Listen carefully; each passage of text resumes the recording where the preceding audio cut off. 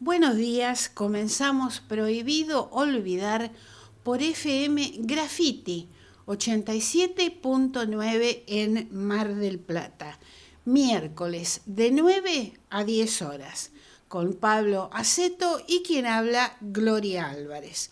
Vamos a saludar ahora a Pablo Aceto. ¿Qué tal, Pablo? ¿Qué se cuenta? Muy buenos días, acá en el Ecuador de la semana, en el aire de Graffiti. Recuerden el canal de YouTube, Prohibido Olvidar, donde también van a encontrar Casi Sábado, que sale todos los viernes a la tarde. También estamos en Telegram, estamos en TikTok, así que ahora, por supuesto, disfruten del aire de Graffiti, que a diferencia de las otras plataformas, Graffiti sale con música. Es muy difícil el tema de música en las distintas redes por este tema de derecho de autor, que la verdad que tampoco queda en claro si, por ejemplo, querés usar un tema musical y lo querés pagar, no sabes cómo, qué sé yo, es todo un problema. Así que, y esperando a ver, se sabe, hubo un Zoom, yo me lo imagino a todos con un Zoom, o aparentemente hubo una reunión. Algunos salieron de alguna de las carpas de Mar del Plata, no sé de dónde, una reunión de la CGT, que aparentemente, o tendrían definido hacer paro, no sabemos qué día. La modalidad sería hacer el paro el día de que se trata la reforma laboral en Cámara de Diputados. Es cierto que hay un clima distinto al de la semana pasada, no lo vamos a negar. También es cierto que hubo muy poca participación de la CGT en lo que es, por lo menos, comunicarse con los afiliados de los distintos gremios para plantear las cuestiones. Yo me acuerdo, la última vez que estuvo activa la CGT, por ejemplo la CGT Mar del Plata, que tuvimos una discusión, que fue en el Consejo Deliberante, fue ellos defendiendo a Equinor. Digo, yo sé que esas cosas por ahí no definen una situación, pero si le hubieran puesto las mismas ganas de defender a los afiliados de los sindicatos, la misma gana que le pusieron para defender a Equinor, por ahí hoy estamos hablando de otra cosa. Pero, en fin, es lo que hay, es lo que tenemos. También es hora que los afiliados de los sindicatos empiezan a ver qué es lo que quieren para sus sindicatos, porque la verdad que todo esto pareciera que se nos están riendo en la cara, ¿no? La modernización laboral en Argentina es el regreso al siglo XV, cuando en el idioma español aparece la palabra salario, suma que se daba a los soldados para que compraran sal, según el diccionario etimológico de Joan Corominas.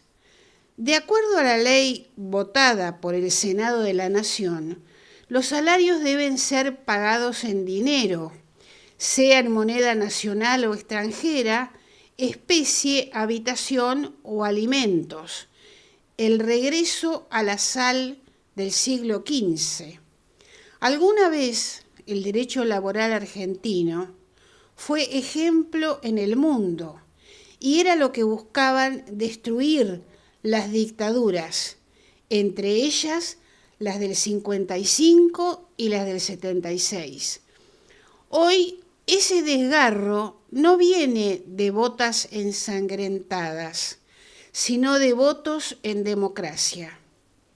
Habrá que insistir para recuperar conciencia política, social, histórica y pensamiento crítico.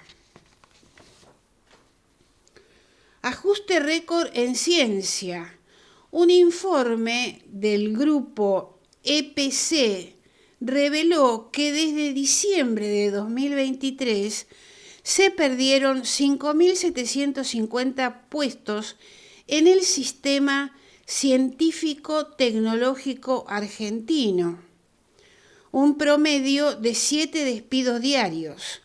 El recorte golpea con fuerza al CONICET, donde se eliminaron 1.306 becas y 782 cargos de investigadores, además de afectar al INTI, INTA, CENEA, Servicio Meteorológico Nacional y ANLIS. Por primera vez en 2 décadas, la planta del CONICET se contrajo durante 2024 y la caída se profundizó en 2025 en un escenario que los especialistas califican como sin antecedentes en el siglo XXI. La reducción de becas y personal deja a la Argentina cada vez más lejos de los estándares internacionales en investigación y desarrollo.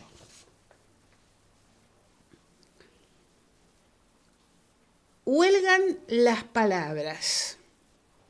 La ley laboral encaja con la pérdida de derechos de ancianos, enfermos y discapacitados, y con una sociedad que se desentiende de los más vulnerables y no reconoce más derechos que el poder económico. Con la excepción de los gobernadores de Tierra del Fuego, La Pampa, Buenos Aires y La Rioja, los demás gobernadores aceptaron la extorsión.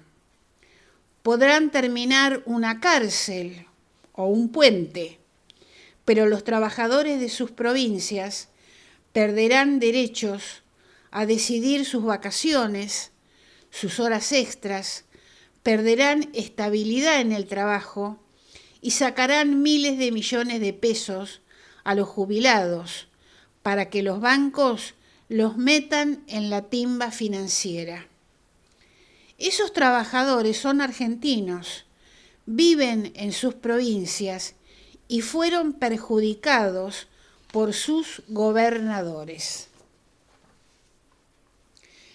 2 buques de la Armada de México llegaron a Cuba con más de 800 toneladas de alimentos y otros productos esenciales para combatir la crisis humanitaria que se vive en la isla. El gobierno de Claudia Sheinbaum señaló que el envío de ayuda humanitaria continuará, además de que ya realiza gestiones diplomáticas para continuar con el envío de petróleo.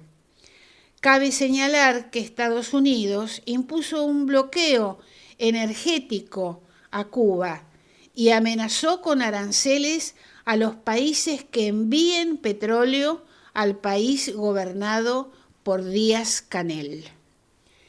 Dejamos acá las noticias y vamos a tu columna, Pablo. Ajenos en nuestro país. Por lo común, veníamos hablando sobre el tema del precio del combustible, de cómo se generaba un stock en función al no consumo argentino, que era lo que explica la recesión. Ahora esta lógica se está yendo por otras áreas. Por ejemplo, la carne. Ya no vamos a hablar ni de nafta, ni de gasoil, ni de gas, vamos a hablar de carne. El aumento acumulado interanual al cierre de enero del 2026 registra los siguientes datos que son claves, ¿no? El aumento interanual de los últimos 12 meses se estima en el 70,8%. el precio de qué, Pablo? De la carne. De la carne. Ajá. Estamos hablando, en este caso, vamos a ser más específicos, carne vacuna. Duplicó ampliamente la inflación, que anduvo entre 31 y 32 anual en el 25. Durante todo el año pasado la carne subió un 51 y 70 según el corte y la fuente, impulsando lógicamente una menor oferta. A comienzo del 2026, ya en enero el precio promedio subió un 4,4. También hay otras lecturas que hablan de 4,9, muy lejos de ese 2,5 que habla de inflación, que no sé qué alguna cosa debe haber aumentado un 2,9, el tema es que la carne aumentó un 4,9 en el precio de enero. Los cortes con mayor suba fue el asado, que lideró los incrementos con una suba interanual del 74,2. Yo pregunto a quién le aumentaron el sueldo un 74,2. No. Y estamos hablando del asado, que, a ver, yo me acuerdo que esto lo había hecho Pepe Mujica en Uruguay, que tiene un sistema de producción bastante parecido a nosotros. Donde los cortes, el argentino y el uruguayo en ese sentido somos muy parecidos. Nosotros nos gustan los cortes con hueso, que es el asado, que para nosotros tiene un sabor. Lógicamente, la carne que está cerca de la grasa y está cerca del hueso tiene mucho más sabor que las carnes magras, que vos la tenés que hacer en, qué sé yo, hay corte que la tenés que hacer en vitel toné, porque si no es como que comer una suela. Bueno, eso por lo común, esas carnes magras por lo común eran las de exportación. Eso un poco ha cambiado con el tema de los chinos que van y vienen, y le empezó a gustar el asado también. En buena hora. De hecho, también hay un problema en lo que es la oferta. Se habla de una sequía que hubo en el 2023 y todavía estamos viendo a ver cómo no se resuelve el tema de la oferta. Aparentemente hay también, hay que decirlo, hay mucha gana de ganar mucha plata trabajando poco, porque estamos en el 2026, es cierto, la recuperación de el ganado no es algo mágico, pero bueno, esa caída de faena del 6%, ella también está marcando un aumento de precio, pero por sobre todo es la demanda. La demanda solvente. ¿Cuál es la demanda solvente? Y la demanda solvente es la que es de afuera, porque pagan en divisas. Y esto está un poco lo que está marcando la cancha. Hay un acuerdo que no está en el paper firmado con el gobierno nacional y Estados Unidos de comercio unidireccional, porque de comercio en Estados Unidos de acá a Estados Unidos no se habló nada, ni tampoco está el tema de la carne. Sí hay un decreto de Trump habilitando por lo menos lo que es este año la exportación de carne a Estados Unidos, lo cual es bastante raro porque Estados Unidos es productor de carne también. Que de hecho, esto lo habíamos hablado hace un par de meses atrás, ya no es la Argentina la única productora de carne, por supuesto Uruguay, Brasil, Paraguay. También lo empezaron a producir los chinos. ¿Se acuerdan que habíamos hablado sobre la queja de los productores chinos que dicen, che, compran tanto de afuera y a nosotros no nos perjudica? China, por supuesto, el gobierno de China sale a respaldar a sus productores, lo cual es auspicioso. Me parece bárbaro que los gobiernos respalden a sus ciudadanos, y hubo ahí una situación donde se empezaron a barajar cupos, se está especulando con la producción a Estados Unidos, se está especulando también con el acuerdo con el Mercosur. Yo las protestas en la Unión Europea, las protestas de los productores europeos son importantes. Europa está en una situación sumamente complicada en ese sentido, así que veremos cómo evoluciona la cosa. Me alegra que los chinos produzcan carne. Me alegro que los norteamericanos produzcan carne, que los europeos también, porque eso también marca. Usted dirá, pero eso nos perjudica. ¿A quién le perjudica? Porque no se vende carne argentina. Esto me hace acordar una cosa que escuché, ¿no? Iba el peón con el estanciero, ¿no? Fueron en esa época era Liniers, y el peón dijo, vendimos las vacas, vendimos, dijo. No es así como funciona. El que vendió fue el estanciero. Cuando hay producción de carne en distintos lados, lo que hace es equilibrarte los precios para que la gente consuma. Porque si no, si hay poca oferta, es decir, si se trabaja poco en generar oferta y hay mucha demanda, hay mucha gente comiendo, la carne se te hace cara, que es lo que nos está pasando a nosotros.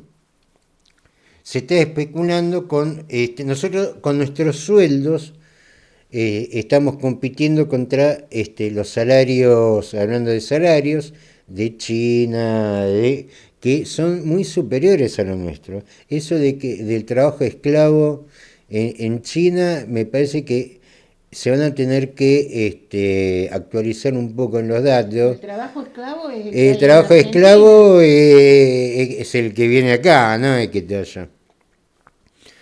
Que esto también tiene la misma lógica de lo que habíamos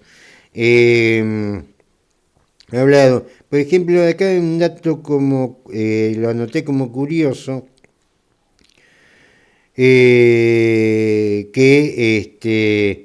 el consumo de carne es el más bajo dentro de los últimos 20 años, 48 kilos anuales por habitante, y todo indica que ese es el camino. He escuchado, hay un streaming, un programa, así como tenemos nosotros, también tiene la gente, algunos productores, no me acuerdo cómo se llama el programa, donde un productor de carne decía, ¿qué es eso de comer carne todos los días? Eso es un lujo. En el mundo no se habla de carne cara o barata, la carne es cara. Digamos, la lógica de él es que, ¿por qué te voy a vender la carne a vos si la puedo vender afuera y me dan dólares? Que esto es algo que yo venía diciendo hace rato, ¿eh?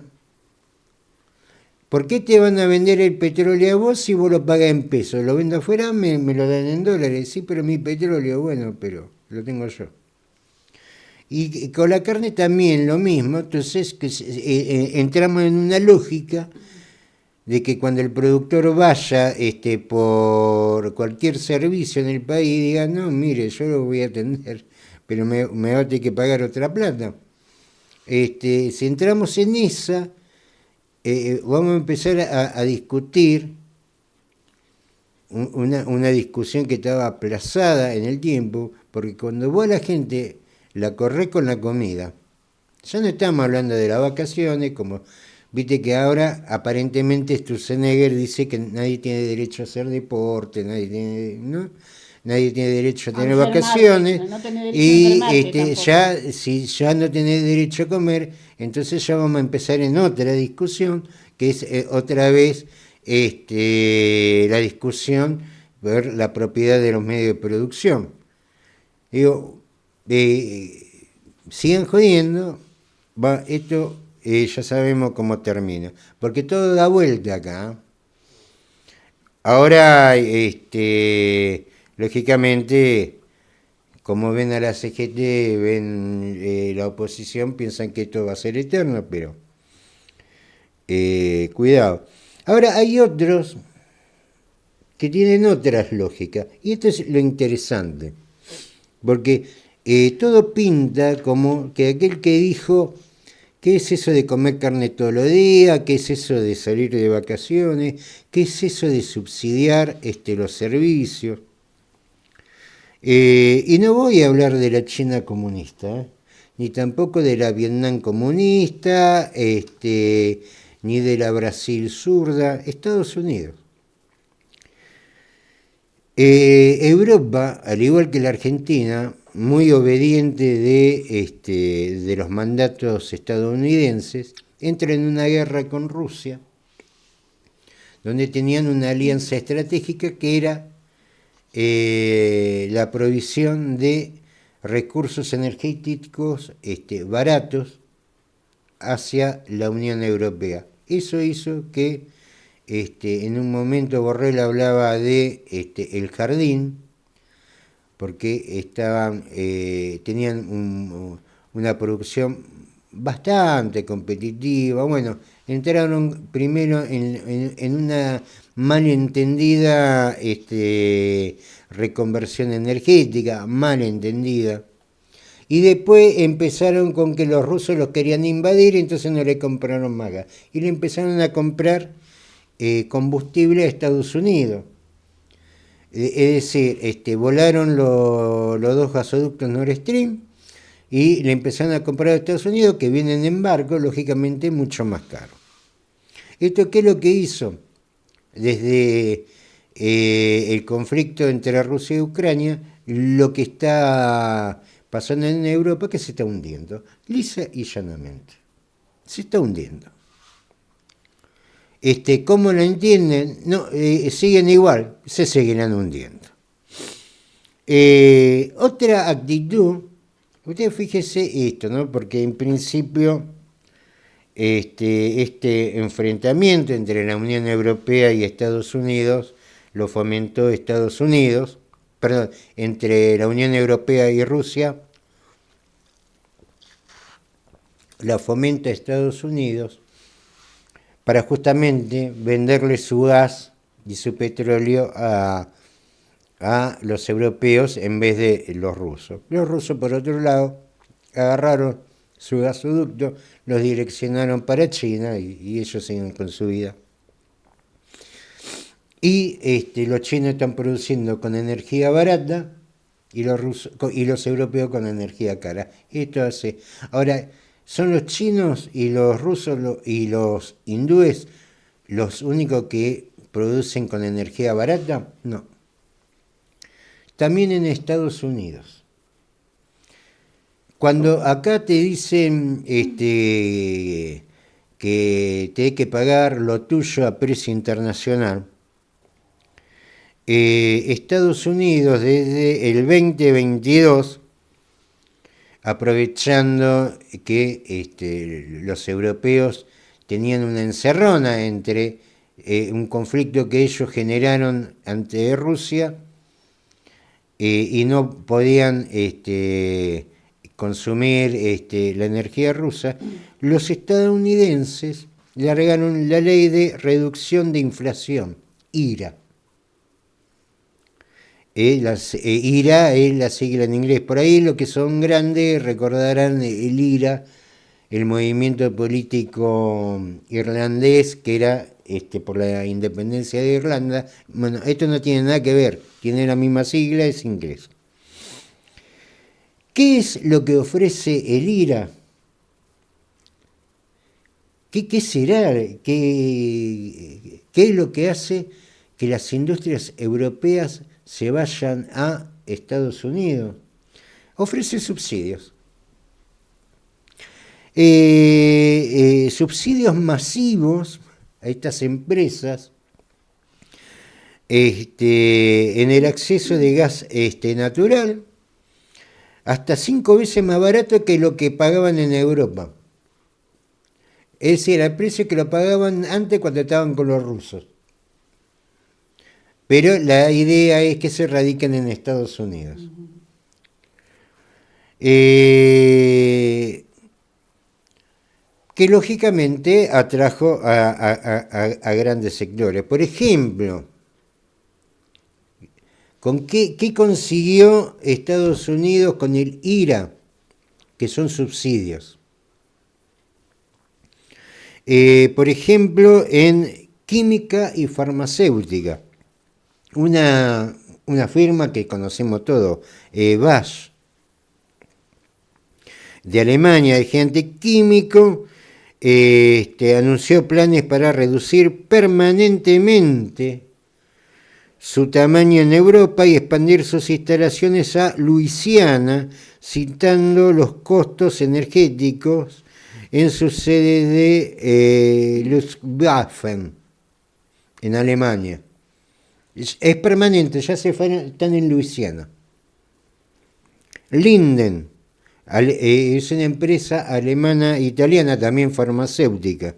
La mayor empresa de gases, química.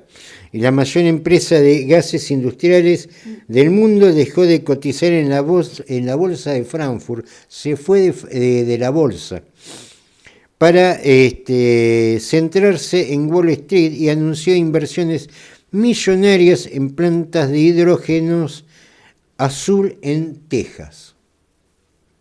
Alemanes que se van a Estados Unidos. Novo Nordisk, lógicamente, Novo Nordisk, estamos hablando de Dinamarca, aunque su éxito se debe a los fármacos para la obesidad, ha destinado miles de millones a expandir su capacidad de fabricación en Carolina del Norte.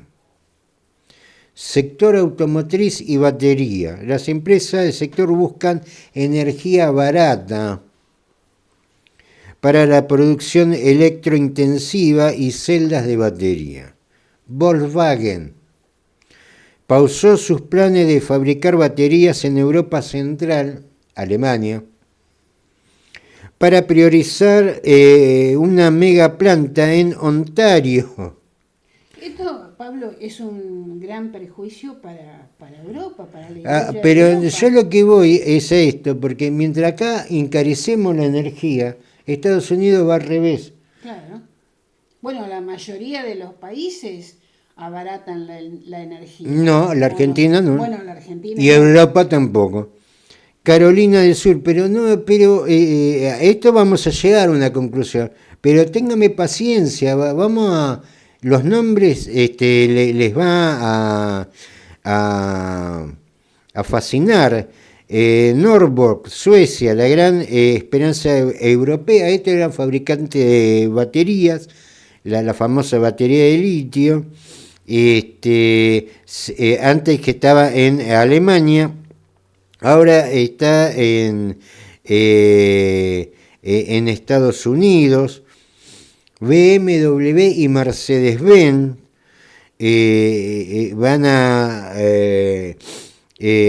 reforzaron la línea de producción en Alabama y Carolina del Sur. Esta es interesante. Siderurgia y materiales. ArcelorMittal de Luxemburgo. Esta es la empresa metalúrgica más importante del mundo. ¿Dónde se va? A Texas. Otzi, país Holanda. Es una empresa de fertilizantes y va a la costa del Golfo de Estados Unidos. Y puedo seguir así. Ahora, la pregunta es, Estados Unidos subsidia la energía y trae todas estas empresas. Digo, ¿la Argentina está en posibilidad de hacer estas empresas? No. No, porque perdimos el tema. En el momento ¿Por que... qué perdimos? El tren. A ver, si acá echamos a la gente del CONICET, porque, a ver, estamos hablando, no estamos hablando de industria chiquita, estamos hablando química y farmacéutica, automotriz y batería. Acá hay algunos muchachos que piensan, pobrecito, que los van a sacar del reparto de empanada y los van a poner a fabricar batería de litio. ¿Viste? Ahí a veces hay que decir las cosas duramente. ¿Viste? Acá pasó, acá quedamos atrasados en todo. Encima lo poco que hay en técnico científico lo echamos. Se fueron. Se fueron, ya están, ya se fueron. Entonces vos la única forma que tenés es de atraer empresas ya hechas, como hizo China en los 80. Ahora, ¿cómo lo va a atraer? Como hicieron los yanquis, subsidiando. Vos tenés recursos para el desarrollo nacional. Ahora no. La idea de los recursos nacionales es hacer dólares para pagar una deuda externa que nunca supimos a dónde fue a parar esa plata. Mientras tanto, Estados Unidos, que es teóricamente la meca del actual presidente, subsidia la energía, se los vuelvo a leer, el Lira, donde provee de gas natural 5 veces más barato que en Europa. Esto, a ver, y no está trayendo empresas chicas, ¿eh? Estamos hablando de Bosch, Linden, Novo Nordisk. Esto son todas marcas que usted va a ver en la etiqueta de baterías, de repuesto de auto, Volkswagen, BMW, Mercedes, prácticamente todas las automotrices alemanas se fueron a Norteamérica. Ahora, ¿cómo lo hicieron? ¿Por qué se fueron ahí? ¿Porque le gustaba Trump? No, no le gustaba Trump. Pero, lógicamente, vengan a producir acá, porque yo acá les garantizo con el IRA un costo de energético que es, ya cuántas veces lo dijimos, es la base de todo costo de producción, la energía, 5 veces más barato que en Europa. ¿Y nosotros qué hacemos? La encarecemos, la mandamos por un caño para afuera, para que alguien se lleve la plata, porque encima con el RIGI ni siquiera tienen que liquidar en el país. O sea, hacemos todo al revés. No, es más, y la hacemos peor, porque encima que se llevan los recursos, no queda nada en el país. Y lo poco que queda se va a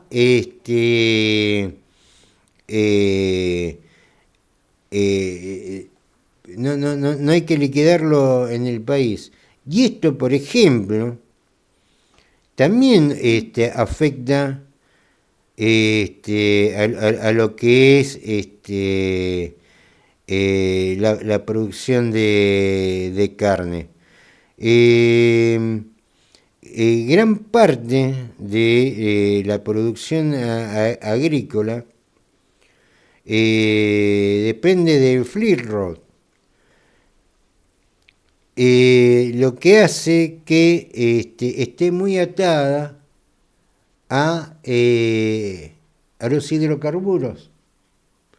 La producción en granja no es la vaca que iba sola por la vida y por los campos argentinos comiendo pasto, no. Hay que traerle la comida, hay que producción que se saca vía agricultura, que también se precisa combustible, es decir, está todo alineado casi el 70% de la carne que estamos consumiendo es carne de granja, ya no es la vaca que vemos al costado de la ruta 2. La gran producción viene de ahí y eso está muy atado también a costo de logística, a costo de combustible. La energía en la logística es parte de ese costo y es también parte del precio que vemos en la carnicería. Entonces, uno ve esto y ve por otro lado el IRA en Estados Unidos, digo, la verdad, qué bueno sería, aunque sea de derecha, alguien que gobierne para los argentinos, ¿no? La Cancillería contrató por 114.044.133 a una empresa que dirige la esposa de Sturzenegger. El Ministerio de Relaciones Exteriores, Comercio Internacional y Culto adjudicó un contrato por 114 millones de pesos, cerca de $78.000, para la capacitación en idioma inglés de su personal a la Asociación Argentina de Cultura Inglesa. Esta entidad tiene como directora ejecutiva a María Josefina Ruyet, esposa del ministro de Desregulación y Transformación del Estado, Federico Sturzenegger. Ruyet se desempeñó como directora ejecutiva de la Asociación Argentina, como directora ejecutiva de la Asociación Argentina de Cultura Inglesa desde septiembre de 2020. La contratación se tramitó mediante una adjudicación simple por especialidad y debido a ese vínculo familiar, el expediente activó el procedimiento de integridad previsto en el decreto 202/2017 con intervención de la Oficina Anticorrupción y la Sindicatura General de la Nación. Hay que decir algo con respecto a lo que es cómo contrata el Estado. El Estado, sea la municipalidad, la provincia o la nación, tiene normas de contratación. Por ejemplo, una licitación privada. ¿Qué es una licitación privada? Es una licitación a lo que son el listado de proveedores del Estado. Puede ser una licitación pública para aquellos que no están en ese listado. Puede ser una licitación pública internacional, por ejemplo, para los que hicieron acá en Mar del Plata el emisario submarino. No había mucha gente en el país que hagan emisario submarino, una empresa extranjera. En este caso, Pablo, ¿qué es lo que está mal? La adjudicación simple por especialidad. Entregarle ese dinero a la esposa de Sturzenegger. El tema es, primero, adjudicación simple por especialidad. Es decir, no hubo llamado a licitación. Claro. Es como que me dijeran, bueno, vamos a convocar, necesitamos contratar. Bueno, en el caso del emisario submarino había varias empresas, todas internacionales. Supongan que había una empresa que se dedicaba a hacer eso. Eso sería una adjudicación simple.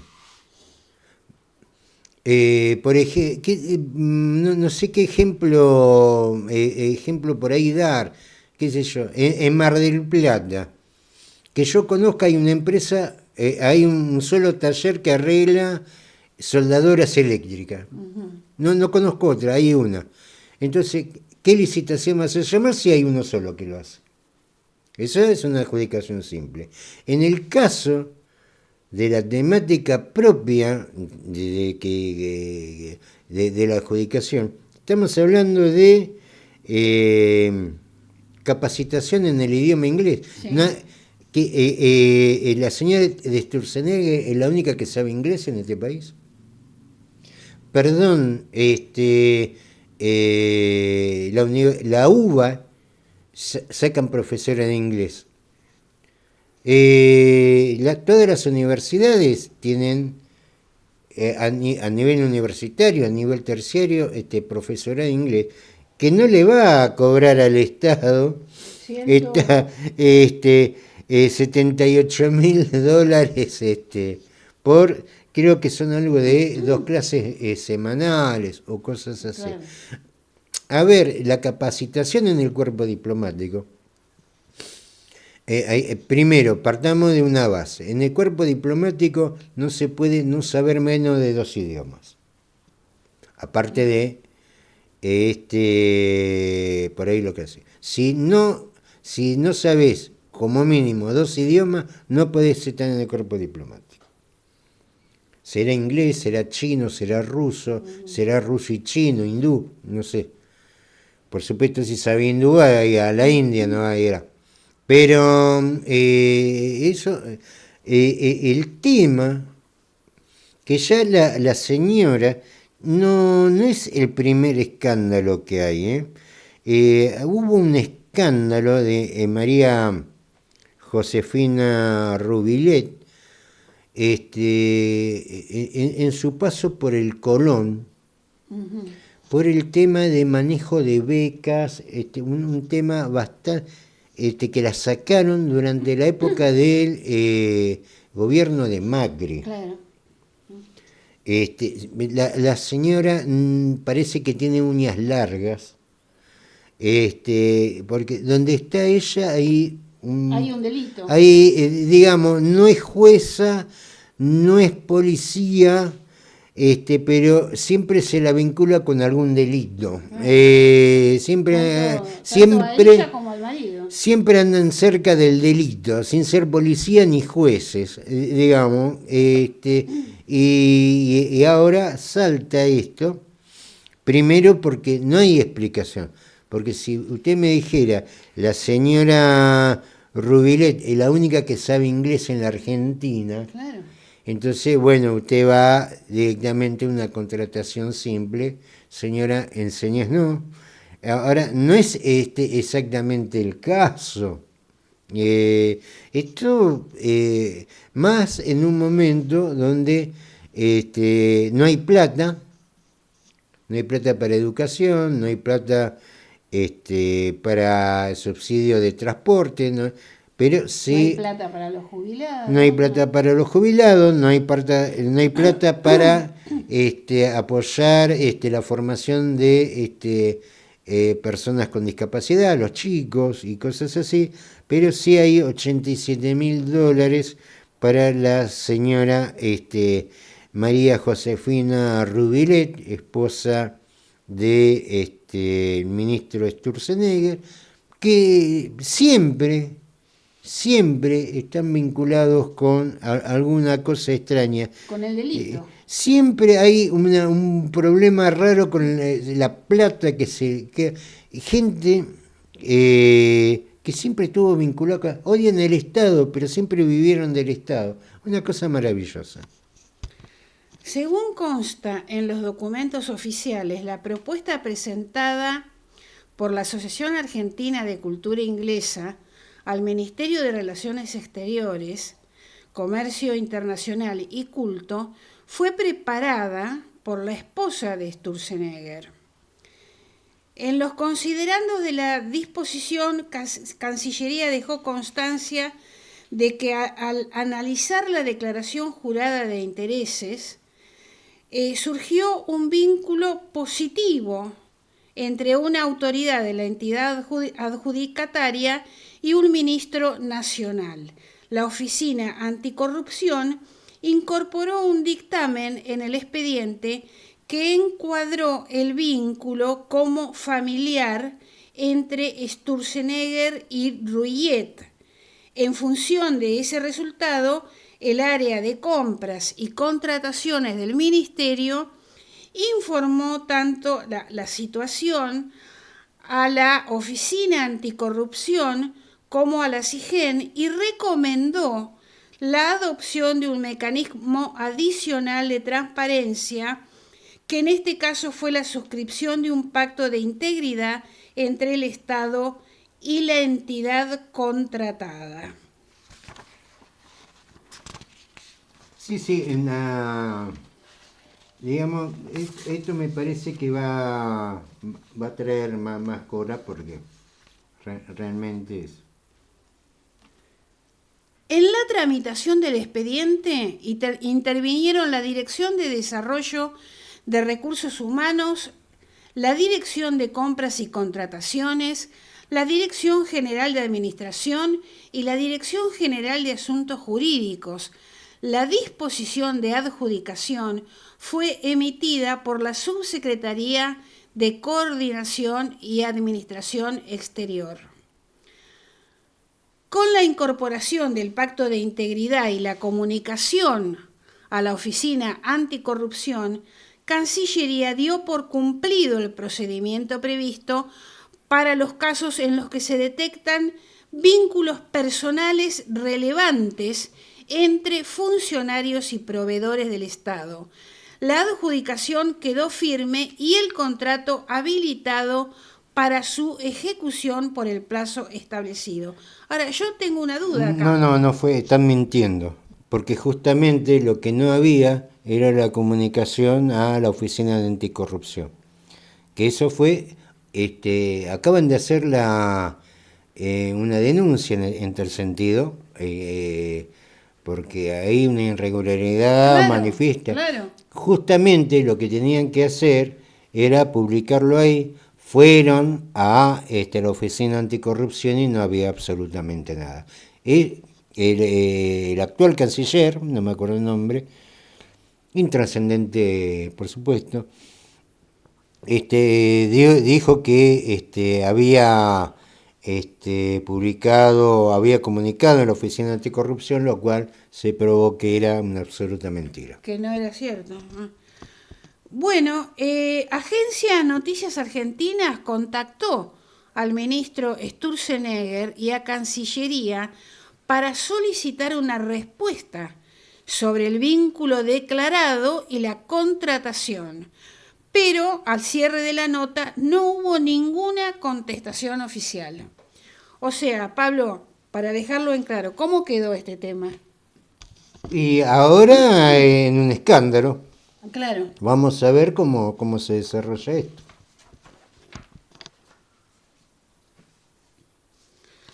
Muy bien. En la era Javier Milei se cerraron casi 22.000 empresas y se perdieron más de 290.000 empleos registrados. Datos oficiales de la Superintendencia de Riesgos del Trabajo muestran una caída sostenida de empleadores desde fines del 2023 con fuerte impacto en la construcción. Desde la asunción de Javier Milei cerraron 21.900 empresas y se perdieron 290.000 trabajadores registrados, según reveló un informe de la Superintendencia de Riesgos del Trabajo, el organismo estatal que controla y regula el sistema de prevención y reparación de accidentes y enfermedades laborales. El dato más reciente confirma que la tendencia continúa. Solo en noviembre se registró un cierre neto de 892 empresas. En los primeros 11 meses de 2025, la pérdida acumulada alcanzó a 9.700 empleadores. La comparación interanual es más elocuente. En noviembre del 2023 había 512.000 empleadores y 9 millones de trabajadores.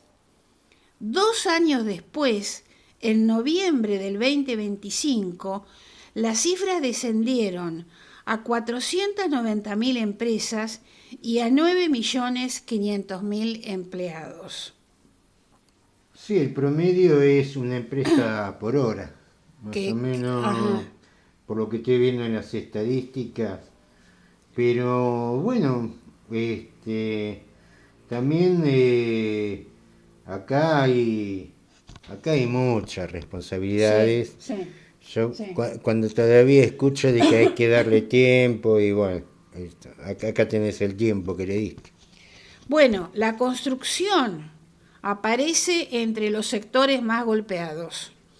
La caída fue más pronunciada durante la primera mitad de 2024, en el contexto de la devaluación inicial y el ajuste fiscal que impactó de lleno en sectores como la construcción.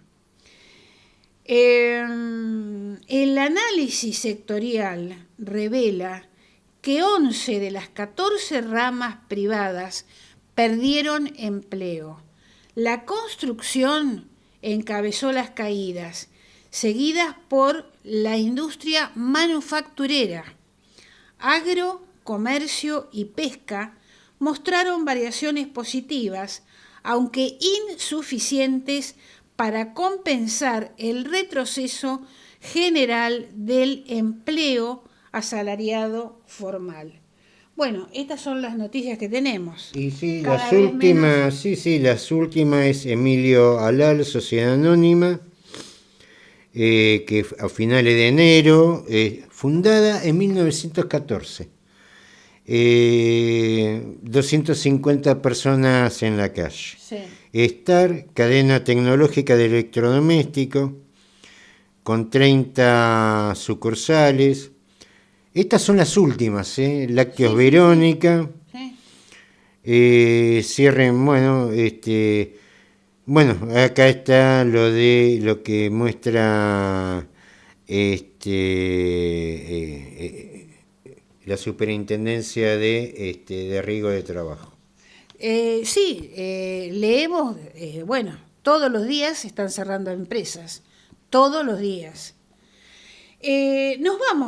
Nos volvemos a encontrar el miércoles que viene con Prohibido Olvidar de 9 a 10 horas por FM Graffiti 87.9 en Mar del Plata. Vamos a escuchar a Memphis, la Blusera, Montón de Nada. Saludos para todos.